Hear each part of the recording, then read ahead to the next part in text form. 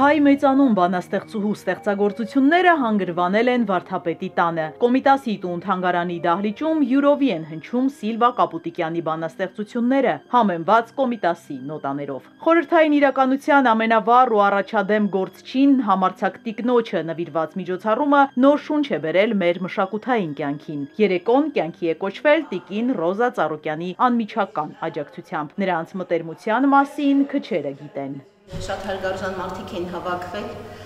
եւ սակայն այս եռյակ համագործակցությունը չէր կայանա, եթե մեր կողքին չկանգներ եւ մեզ չաջակցեր Ռոզա Ծառուկյանը, մեծ բարեգործ, հրաշալի տիկին, որը կյանքի օրոք մեծանում էր Սիլվա Կապուտիկյանին, բավական ընկերություն է արել նրա հետ եւ նրա հիշատակը հարգեց մեր երեկոն աջակցելով։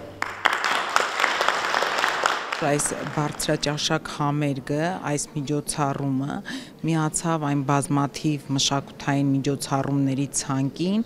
որոնք իրագործվել են եւ կյանքի են կոչվել Ծառուկյան ընտանիքի եւ Գագիկ Ծառուկյան բարեգործական հիմնադրամի շնորհիվ։ Յուրաքանչյուր մարդ, երբ վերադառնում է մանկություն, Սիլվա Կապուտիկյան անունը եւ Սիլվա Կապուտիկյանի բանաստեղծությունները հիշում է դեռ մանկությունից եւ դպրոցական առաջին նստարանից, եւ ես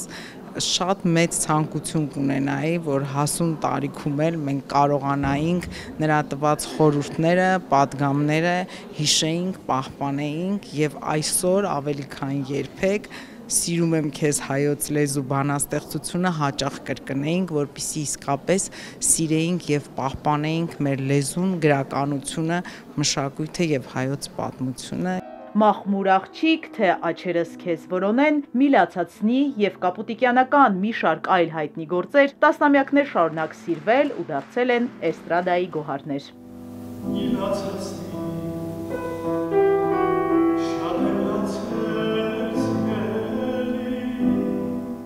Այսպեսի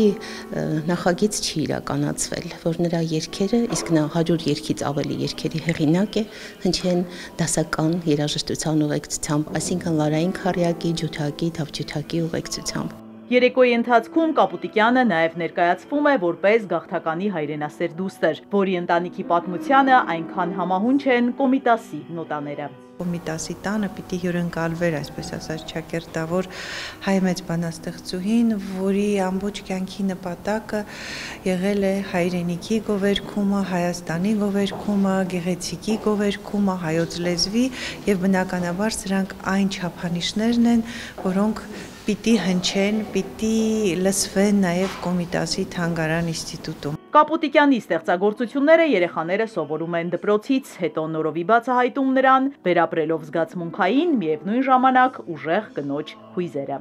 Իմ կյանք անցավ ծափ ու ծաղկի մեջ, ես անչափ դյուրին հասա երազիս, ես 14-ամյա պատանի հազիվ, ինձ անվանեցին արդեն բանաստեղծ։ Իզաբելլա Հովանեսյան, Սիմիկ Մայիլյան, Էպիկենտրոն։